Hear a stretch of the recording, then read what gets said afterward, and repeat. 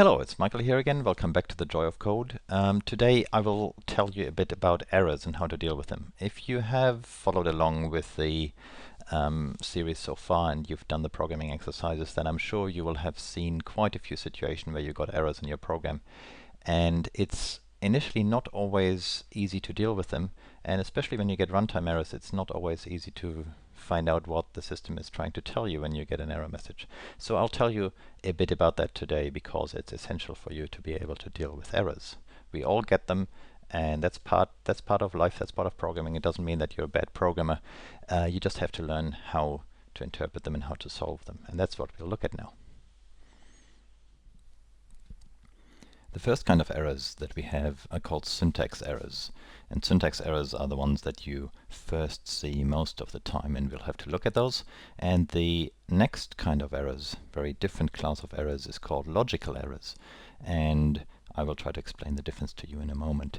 There is a bit of different terminology floating around. The logical errors are sometimes also called semantic errors, or sometimes they're called runtime errors. That is all roughly the same thing. Logical errors is more the logical description. Runtime errors is a description based on when they occur, because the runtime errors, as the name suggests, we see while the program is running. If we want to distinguish that from syntax errors, sometimes the syntax errors are called compile time errors, because those are the errors that we see when we click the compile button. That is a bit less common. So what I will usually use, I will call them syntax errors and runtime errors. So these are the two kinds of errors that we will examine now. And we can maybe make that a bit clearer if we look at something not in Java, not in programming language, but in natural language, let's say in English, because we have the same distinction there. For example, look at this. Look at these words, and we can ask, is that a correct sentence? Red is the when light. And you can see, of course, no, that's not a correct sentence. That's just garbled up. This is just nonsense. So no, that's not a correct sentence. And then I can mix that up and say, okay, is it now a correct sentence? And you look at it, say, no, that's just rubbish as well. Now look at it. Is this a correct sentence? Cross the intersection when the light is red. Yes, it is. Well, and it isn't. The problem is, now, this is a correct English sentence, cross the intersection when the light is red. It's grammatically correct, but in fact, what it's telling you is wrong. You shouldn't cross the intersection when the light is red. You should cross it when the light is green. So this is actually wrong. It's telling you something wrong, but this is wrong in a very different way. The first two examples, it was just wrong because it wasn't an English sentence at all. And now, it is a correct English sentence, but it tells you something that is incorrect. So this is an error of a very different kind. The first two were grammatical errors, and now it's grammatically correct, but it is a logical error. And that is so the first two were syntax errors.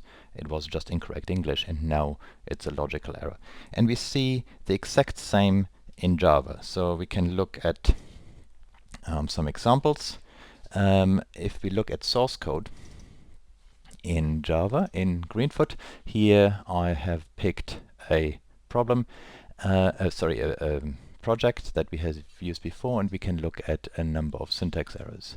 So, for example, here, if I remove the semicolon and I forget to put a semicolon at the end of the line and I compile, I get a syntax error.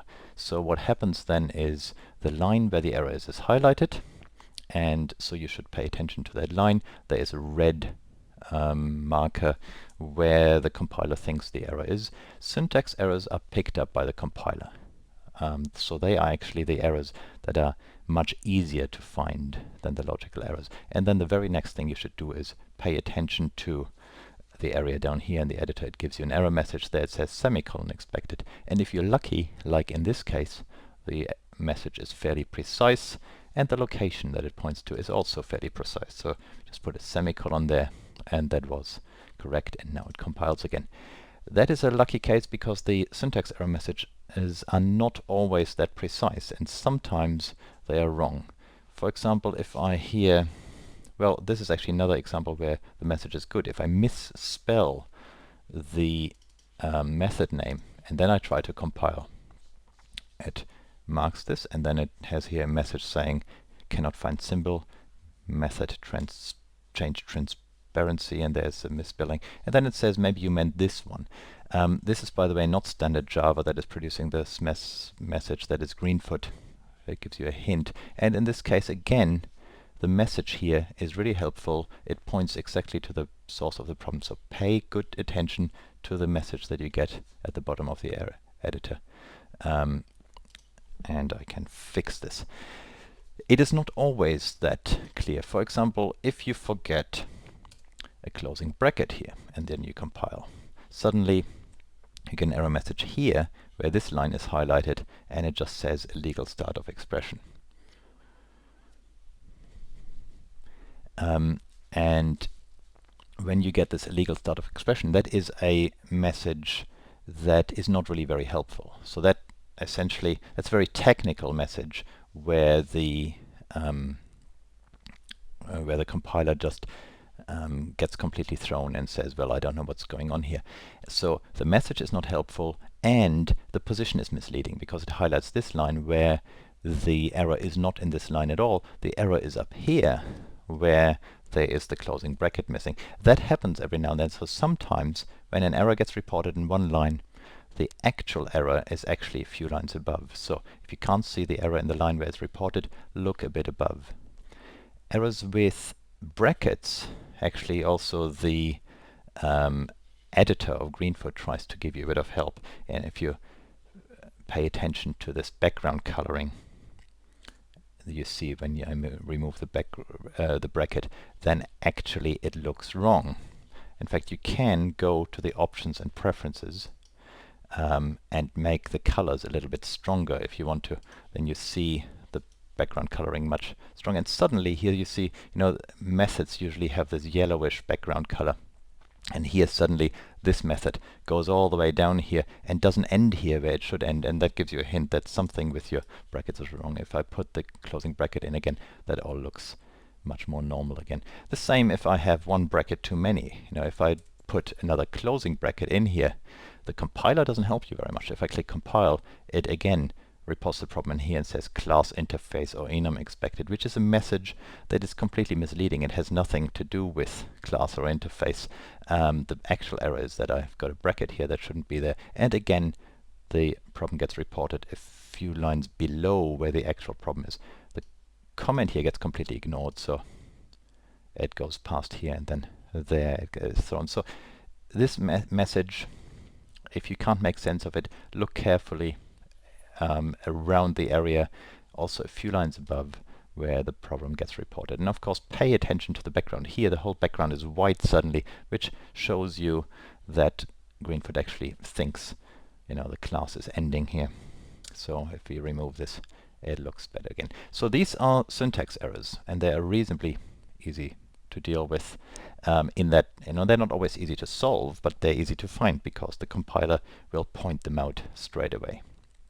Okay, now logic errors. Logic errors are the much nastier errors because if you have a logic error, that means syntactically your program is fine. It does compile, and it just something happens at runtime when I run it. For example, let's look at this.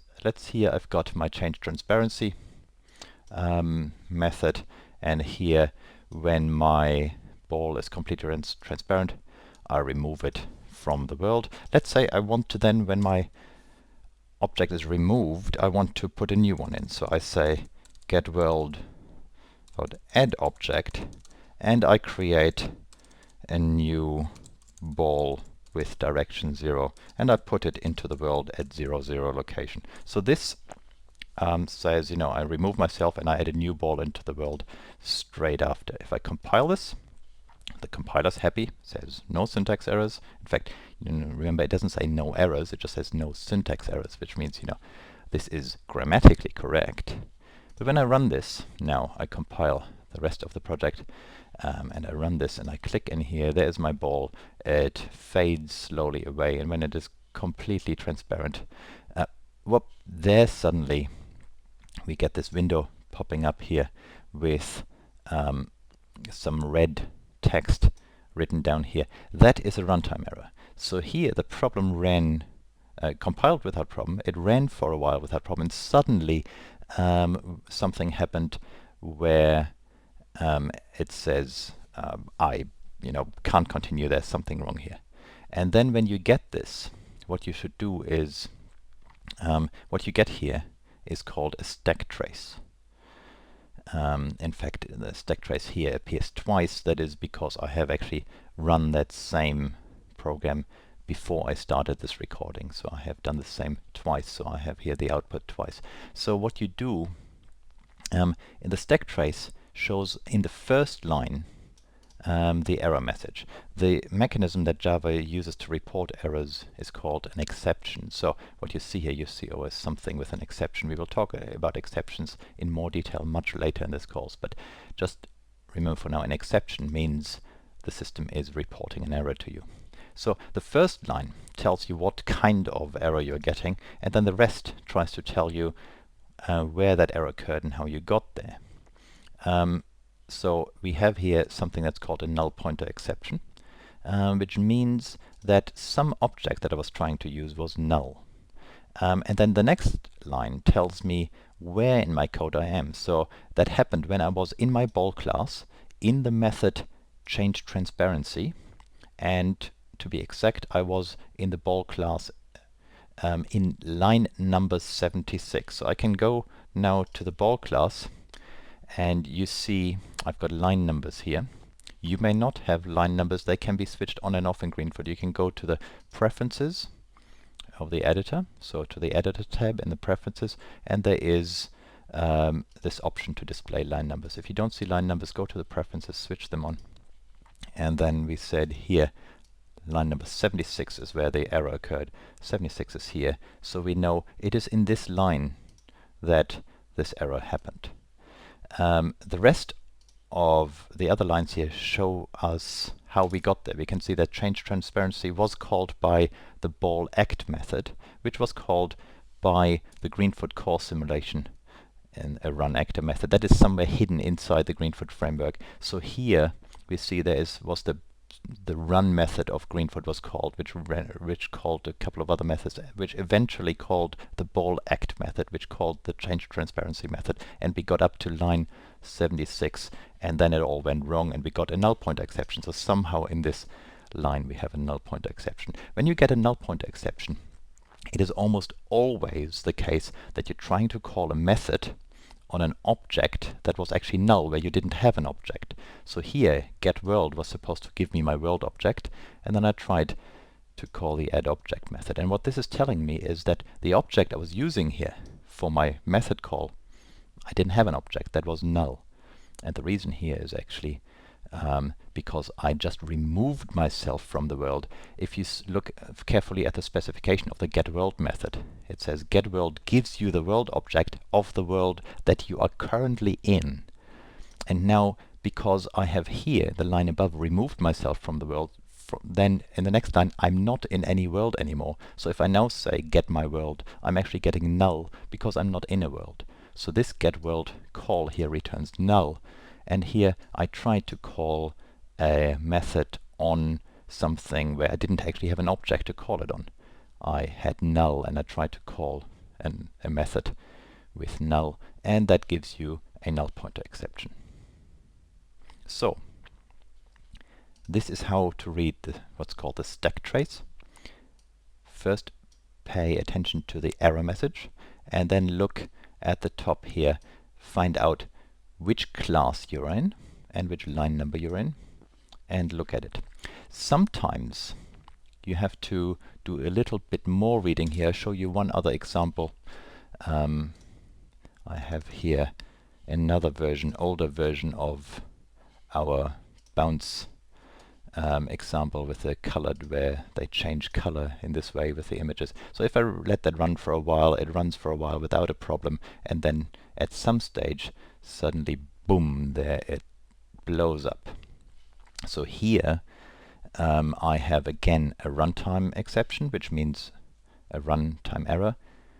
It compiled correctly, it ran correctly for a while, and suddenly something goes wrong. And again, I go to the very top of my error output here. And if we look at that a bit more closely, there it says Java lang illegal argument exception. So here the kind of error I'm getting is a different one, illegal argument exception, and then it says, actually to be precise, it was a file not found exception, and then there's a message here that said it could not find the file button5.png. And the reason is that I don't actually have an image file called button5. I only have button 0 to button 4, so I have counted up one too far here, and that file doesn't exist. And that is something that cannot be detected at compile time. So at compile time everything looks fine, and then at runtime it says, I don't know what this file is, I don't know that file, I can't load it. And now if we try to find the place in our code where the problem actually is, if we look down, the first line down where it tells us where this where this error occurred, the file that we're in here is actually the class that we're in here is Greenfoot image. Greenfoot image in line 285. But Greenfoot image is not one of our own classes. So Greenfoot image is a class that is built into the Greenfoot framework. So we can't change it. That's not where the problem actually comes. So then we look at how we came there. So Greenfoot image load file was called from Greenfoot image init, and init means the constructor. So that was called from the Greenfoot image constructor, and that was called from the actor class setImage. That again, the actor class is a Greenfoot built-in Greenfoot class. We can't change it. So that's setImage file. So then you look down this stack here until you find the first class that's actually yours. And here we see there's the ball class. The ball class is here over in our project. So you go down this list and you find the first class that is mentioned that is actually your own. And there you look. So it's saying here at that point we were in the ball class in the change image method, which was in the file in line 44.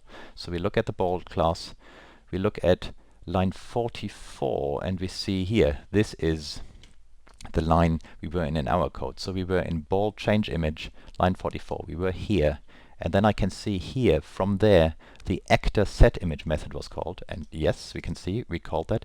And then I can see internally that setImage method called a Greenfoot image constructor, which called a method load file and Greenfoot image, and then it all blew up. So these classes here, it's not their fault that it went wrong.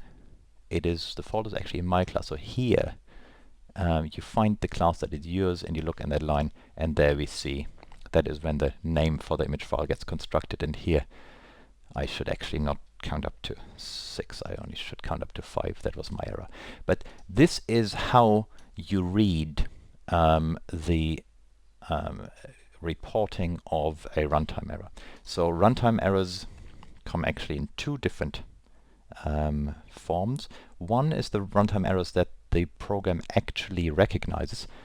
This one here. So I tell my program to load a file that doesn't exist, and at some stage the Greenfoot system will say, well, I can't do that, and it reports an exception. It reports a runtime error, and then I can investigate it. And sometimes you have a runtime error where the program doesn't actually realize that something is wrong, where, for example, let's say I want my colors to change, and the colors just don't change, but the program doesn't report an error at all. That is then a logical error that doesn't lead to a reported runtime error.